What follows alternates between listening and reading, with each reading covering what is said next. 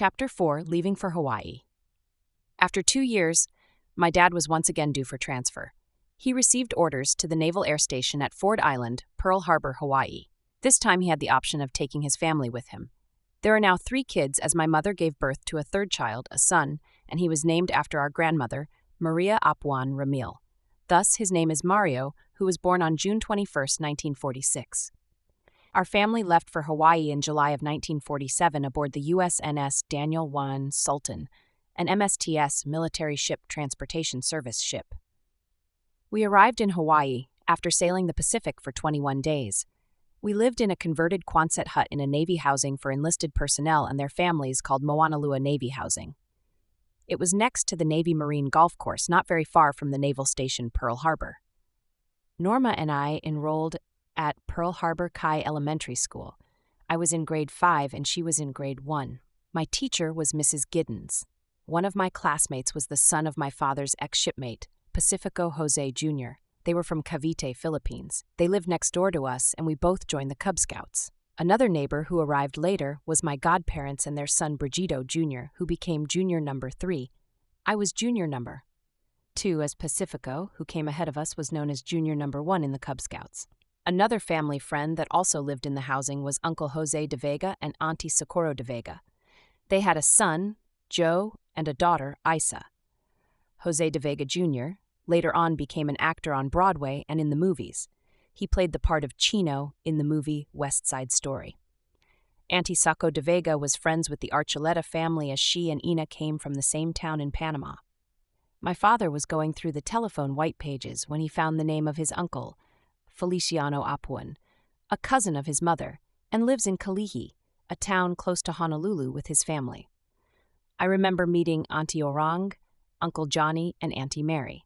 I am still in touch with Auntie Mary today, as she lives with her husband in Anaheim.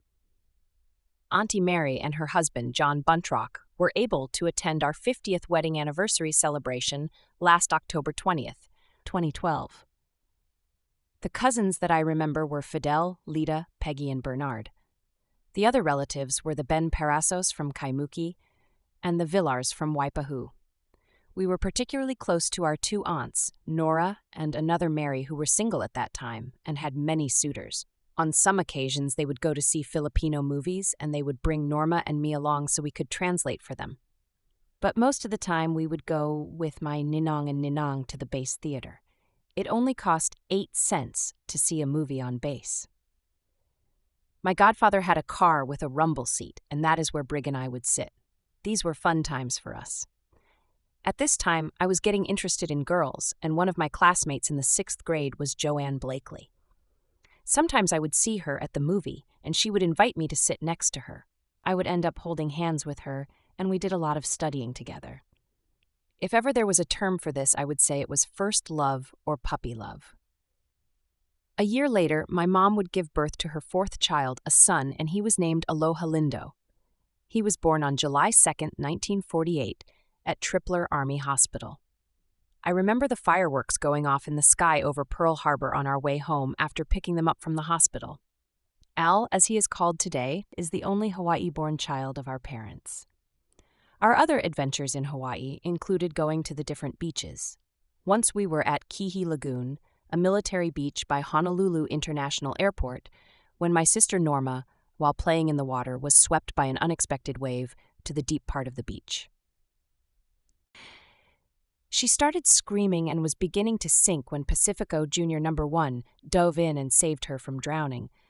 I was too far to even make a move, and we were so thankful that Pac was actually very close to her to be able to do something about it.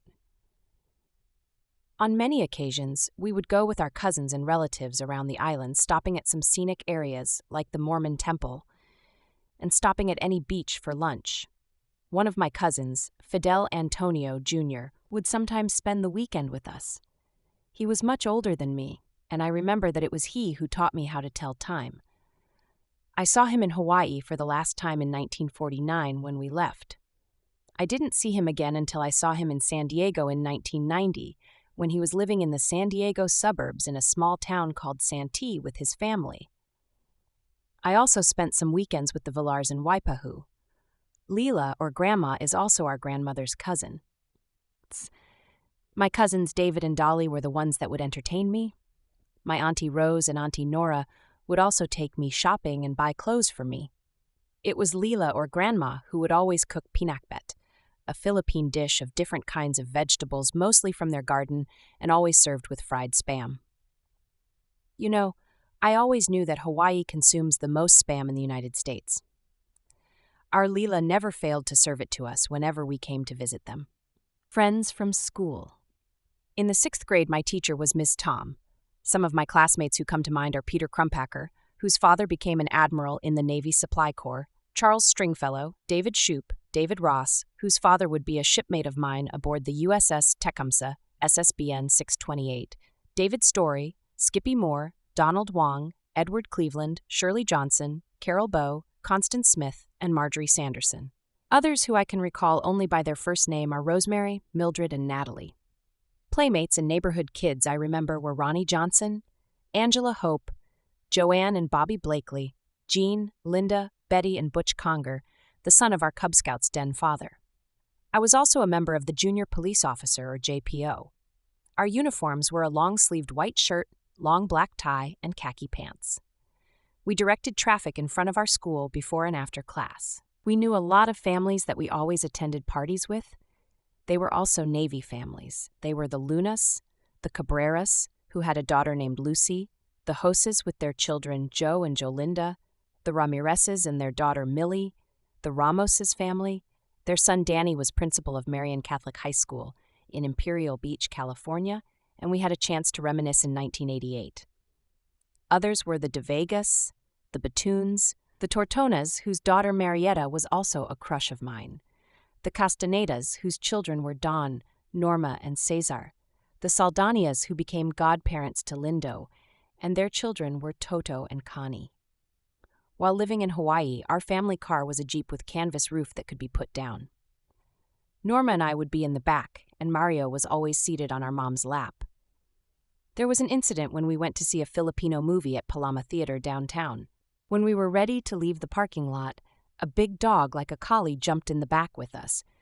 We actually had no choice but to give that dog a ride as he would not get off. I do not remember what happened. All I remember was he jumped off our Jeep as soon as we reached our house at Moanalua Navy Housing.